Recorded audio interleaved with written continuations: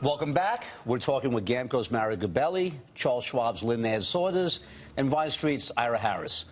Ira, you've written quite a bit about China. You've talked about China. Is the 7% growth real, or is that fiction?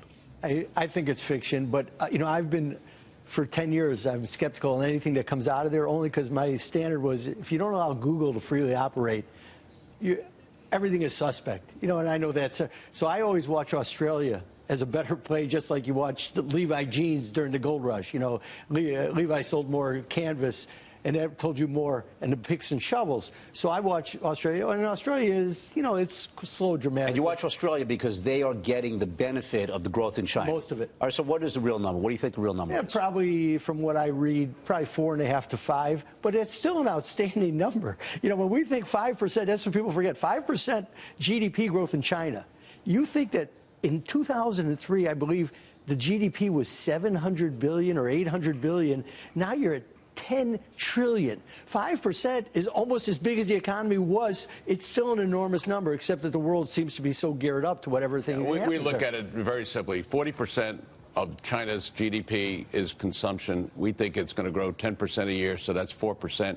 60% has a challenge because of the fact that there's too much capacity, like in the steel industry, and that's going to grow 2 or 3. So you've got a real growth of 5.2 to 5.5, plus inflation.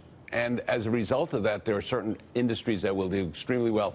In the Wall Street Journal on Thursday, they had a special ad insert about China's need for nuclear just to have power. And companies that supply this are going to be extraordinarily interesting over the next 5 years. What are the names? Yeah. Well, Curtiss-Wright has a Westinghouse, which is owned by Toshiba, is a company that's building the certain nuclear facilities, and they are a supplier of equipment. But there's a whole infrastructure that does that. Now, assuming no more Fukushimas, obviously that would be an extraordinarily interesting tailwind to a company like that. But more importantly, that is a very real growth rate on a global economy. And they are, as Ira mentioned, 16% of the $75 trillion global economy. So you need that engine. Lizanne, the emerging markets, in addition to China, do you like the China market?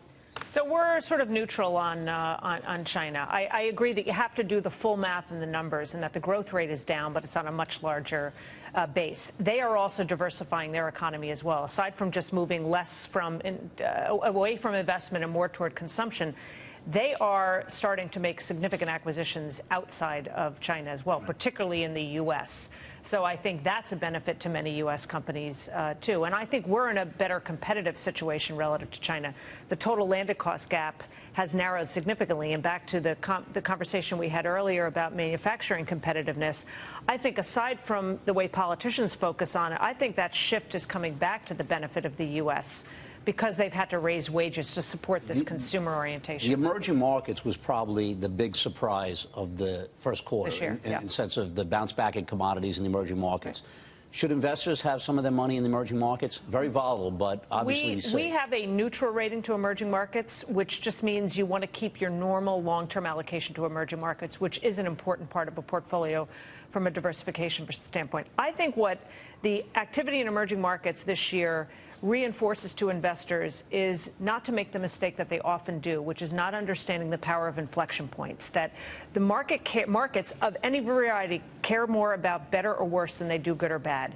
And if you get to that inflection point, things stop getting worse and they start to pick up, or you get an inflection point in commodities, that's really all you need to see a launch point for an asset class like emerging markets.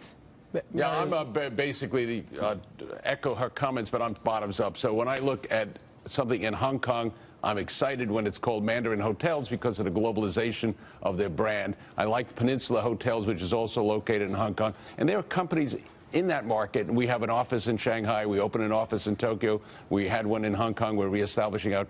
So we cover industries globally, and they work. Of course, Mario likes the Mandarin and the Peninsula. You know, two of the great hotel chains. A Motel 6. I'm staying in a Motel 6. Exactly. The hedge fund guys are short the currency. Yes. And they think that there's going to be an economic implosion. Do you agree with them, or do you think that that's unfounded? Well, first of all, from a currency point of view, there is no question that they have a question mark about outflows of currency, and that had an impact in January. And how can they control that? And that's work in progress. We talked about that on February 1st. right after that weekend. And I said, if that story is right, if they're looking for a 35% depreciation in the yuan, I said, just get long gold and get long bonds, because it's going to unleash the greatest force of deflation you're going to see upon the world. Can't happen. I'm glad you brought up gold, because there's two things I want. As we end the first quarter here, have we seen the top in gold, yes or no? No. Have we seen the bottom in oil, yes or no? Yes. Mario, what about oil? Have we seen the bottom? Well, as I said, there's an enormous beneficiary. $25 oil, short term, there's too much supply.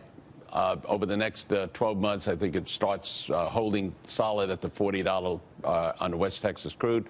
And that is very positive for the consumers. And Liz Ann, oil and the correlation with the stock markets continues? I think it does continue, and I think a lot of that has to do with the sovereign wealth funds. On the upside, sovereign wealth funds needed to diversify away from oil, and they went into equities, to a large degree U.S. equities. And on the way down with margin calls, they were forced out of equities. So I think that's one of the reasons that is less discussed for that correlation, and I think it probably sticks. Yeah, you're bullish, Liz Ann, aren't you?